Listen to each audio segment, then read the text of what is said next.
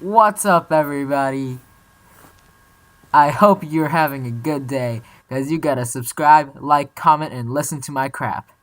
Alright, let's get right into this. So, immigration has been a topic of interest since the birth of the United States. With the current administration in place, it may seem to be like a whole new and important topic, but it's not. People have tried to solve the problem of immigration for hundreds of years, and are still trying to do so now. So, what ideally is the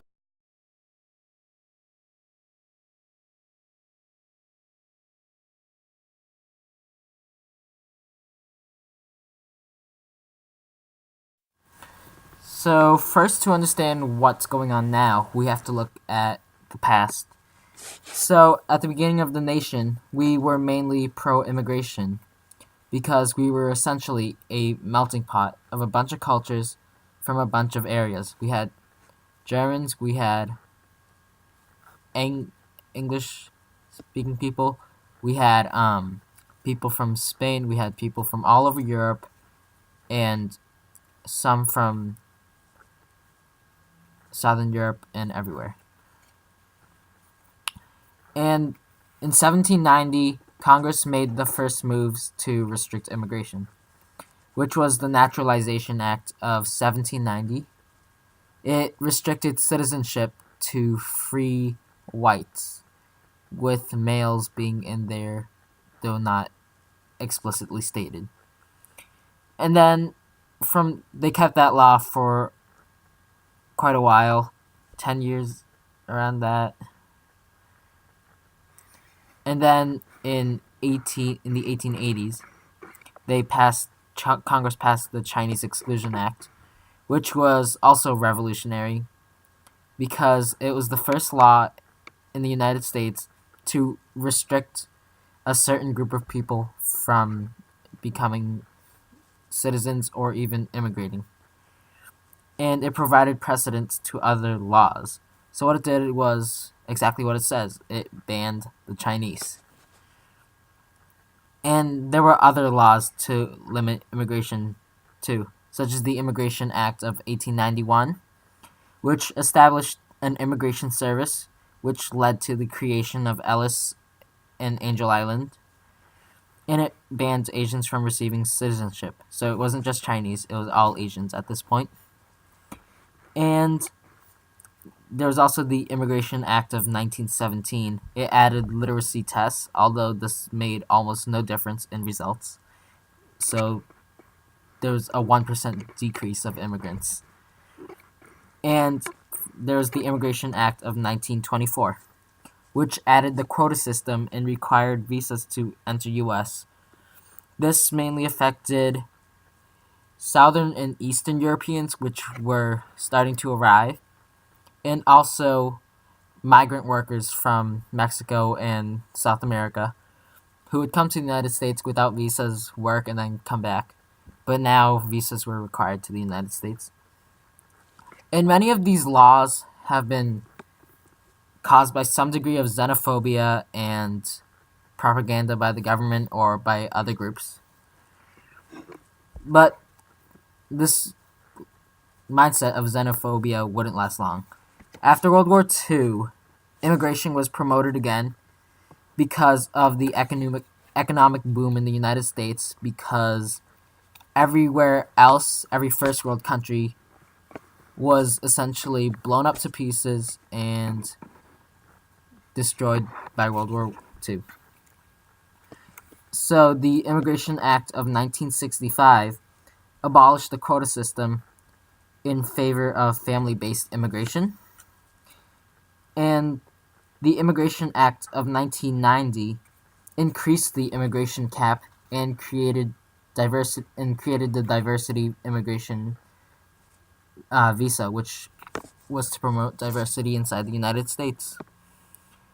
So the United States was pro-immigration from that point because even Ronald Reagan was pro-immigration too. And then 9/11 happened, and xenophobia and Islamophobia gripped the nation.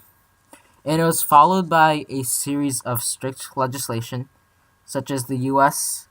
Patriot Act, which increased the power of the Department of Homeland Security and didn't do a good job.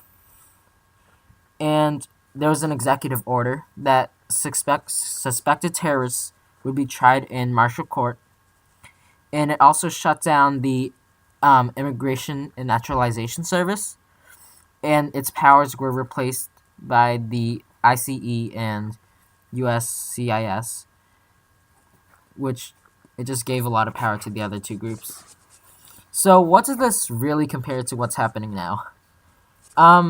We still have a family-based immigration system, although Donald Trump wants to change it to merit-based, which isn't necessarily a good thing, because that's what Canada has, and Canada pays a crap ton of money for something that does the same thing as we do. And for us, we still have a stupidly long wait time for immigrants coming in, and we still have a semi-xenophobic attitude. And we still have a new group of immigrants coming in that we say are different than everything else, but really aren't. So what's really different? Like, nothing. So, let's talk about the big topic at hand right now that's being pushed by the administration and everyone else: illegal immigration. So, it's impossible to count the number of illegals, although we do know that it correlates with the amount of legal immigration that comes in. The problem with the system is that someone who enters the country illegally cannot become a legal resident, get a green card, or do anything else while still in the country illegally. And you might say, oh, why don't they go back home and then get a visa? Well, that's not going to happen, because if they leave, they can't come back, because they would be banned from the country for anywhere from 3 to 10 years, depending on how long they stayed and what they did. And this is all thanks to the Illegal Immigration Reform and Immigrant Responsibility Act of 1996, aka the Mexican Exclusion Act. What it did was it constructed the physical border between the United States and Mexico, and what I said before, that it put that in place. And this didn't allow Mexican migrant workers to work and come home, so they just stayed in the United States and took their chances from there, leading to the great big problem we have now. So, what are the proposed solutions to illegal immigration that we have right now? So, first of all, we have, by a great president, glorious leader, he has suggested a wall. So, the argument for it is that politics. We're greater than Mexico. That's it. And the reasoning against it is that it's costly, it's ineffective because this thing's called planes now, and also we already do have a physical border between the United States and Mexico, and it doesn't do much. As for another proposed solution, which is essentially the opposite of a wall, is open borders, which essentially means relaxing most of our laws on immigration. So, the argument for open borders is that before the Mexican Exclusion Act and a bunch of these acts, it happened all the time. We'd have migrant workers come in and everything like that.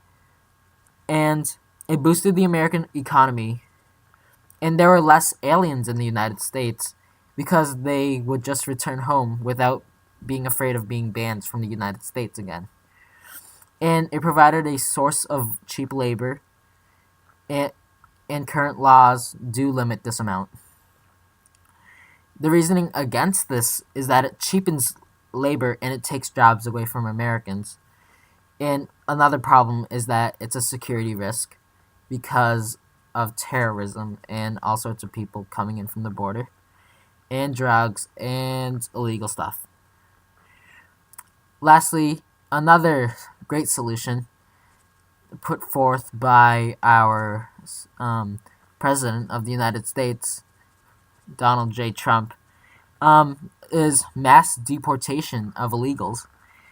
So the this reasoning for it is that it is really effective at getting rid of immigrants, illegals. It is really good because they're gone. The problem with it is that it's really costly and it's not a permanent solution. You can get rid of them, but what about the new people that are coming in? You can't keep this up forever because it costs way much money than it's worth. And also the fact that almost nobody supports this. So there's also another problem that comes with illegal immigration, which is the children that they bring. What do we do with them? And these children are called dreamers. Currently, we have DACA, which is an executive order set forth by our great president, Barack Obama. And it currently protects the dreamers from deportations and all that. But it will expire soon. So currently, Democrats want to pass the Dream Bill, which is like DACA, except that it's a law. And not only that, but bills to protect dreamers have failed under both Obama and George Bush. They've both tried and failed. Will Trump do it? Maybe, maybe not. So, in conclusion, the problem is not only does our current law stop immigrants from entering the country, but it also makes it harder for them to leave the country. So, possible solutions are that we should have slightly more open borders, meaning that we should allow people to come in and leave more easily, and reform our security system because we currently, the NSA tracks almost every single person when they only need to limit what they're looking at to a few set of suspected people. So with that, we could probably get a better immigration system and have a smaller illegal immigration problem. So what can we do as American citizens? We have a voice. We can do something about it. We can talk to our officials. And not only that, but we can not make the mistakes that people have made in the past, which is be unopen to new immigrants. So just don't treat immigrants like they're complete aliens, even if they are, because in the past, your ancestors, your great-great-grandparents or something, were probably treated just like that, and they probably didn't want to be treated that way. Have a nice day.